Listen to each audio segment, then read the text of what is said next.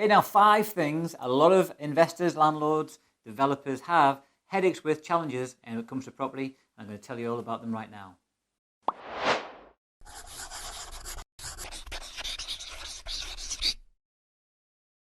So the first thing is the people that are going into property with not much knowledge, or they've kind of watched Homes on the Hammer and they haven't physically got a plan of why they're buying into this particular investment. So I was at an event down in Bristol and this chap is saying he's buying a multi-let, an HMO, and I'm like, that's exciting, tell me about it. And I was delving straight into numbers. Tell me what the end value is going to be. How much money are you going to leave in? What's the actual cash flow going to generate you? And we started delving, and this was only in 5 minutes. I was going, dude, this is like the worst thing you can possibly do, because after one empty room, you're going to actually make no profit at all. And when it's full, you're going to be making like 6%. And by the way, that might sound amazing, but with multi-lets, we do like 36%. So you can see how there's a big disparity. And it's because he hadn't thought about the long play. He just thought HMOs are good, multi-lets are good, so he's putting money in because he heard the estate agent saying this is a good one, and he was putting money in. And he was going to leave £70,000, that's right, £70,000 in the property. Now, £70,000 in the property is fine, but is that money working for you? So what is the long-term plan? Because when you come to buy something and maybe do it up and you add value, somebody called a RICS valuer, somebody who's actually registered with the Chartered Institute of Surveyors, they'll come out and they will give a valuation for the banks. And there's knowledge, you can understand how they see and value property, so your long play is more de-risked. Yeah. The second thing is interest rates. So you're borrowing money, buying mortgages. So we talk about how you can leverage good debt on our events like the Property Wealth and Cash Flow course.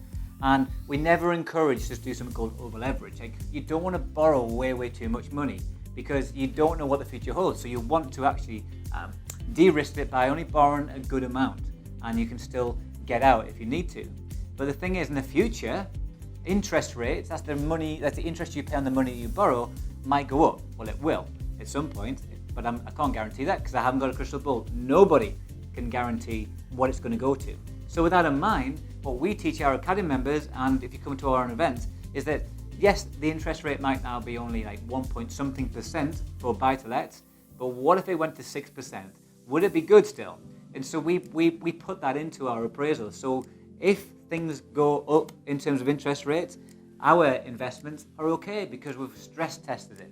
So that's really important. So think about, how are you going to cope when interest rates rise? The next one, point 3, one of the challenges is voids, because you've got properties, maybe you've got your first one, maybe you've got 5, we've got like over 100 plus 120 units right now, and each one of those is a rental unit. And so what if a tenant moves out? We've now got an empty slot kicking in.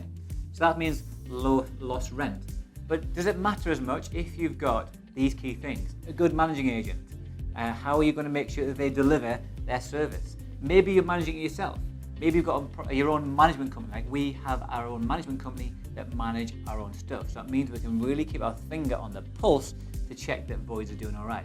But if our appraisal, not only has it got in an increase in interest rates, not only have we built in a percentage of voids, and we work with people on our advanced training on what levels we work at, it means that if you've got voids, you're not thinking, oh, you know what, I'm tight this month because I didn't factor in my void. Damn. So with ours, we build in a void period on every single property before we buy it. So we're thinking, will it cash flow with some voids? Will it cash flow with interest rate rises? Will it cash flow based on our long-term plan? Yeah. So what's your plan? What's the interest rate rise? What if we get voids? And the next challenge, number 4, is challenging tenants. Pain in the ass. So challenging tenants can be a pain in the ass at times, but you've got to flip it, because ultimately they're providing you with cash flow. So my top priority always, and we don't always get it right, is always to think of them as customers, think of them as ultimately the clients, and we want to provide a great service to them. And yes, sometimes you hear people complain about the fact that no matter how much you over-deliver, you provide a great house, yes, you provide a great service, but you normally only hear from them when there's a problem. But they might trash it, they might move out, And over the 13 years I've had tenants, I could count on one hand the ones that have been a pain. And so for me, it's the lowest risk best asset-backed business out there with the right systems, the managing agent, building in voids, building in repairs, building in interest rate rises, and you treat it like a business, shock horror, treat it like a business, then you'll find it's much easier.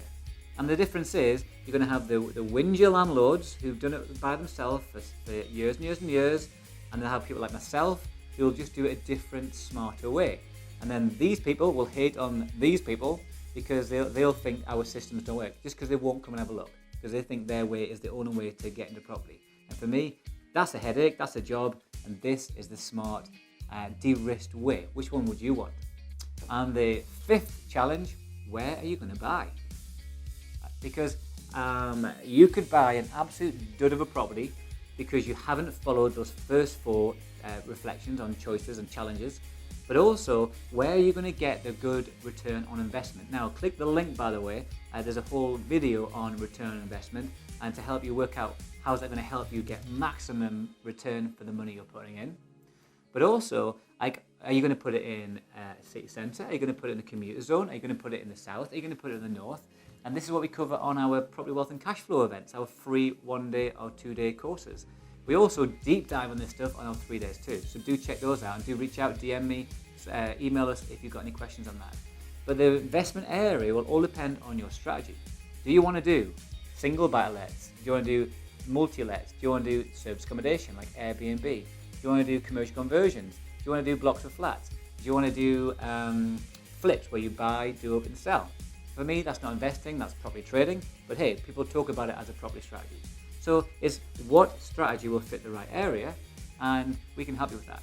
So that's the fifth challenge, is just deciding, making that commitment and going, right, I'm doing it, that's it. Because the hardest decision is to actually commit and decide and then take an action off the back of it with the right knowledge and systems behind it.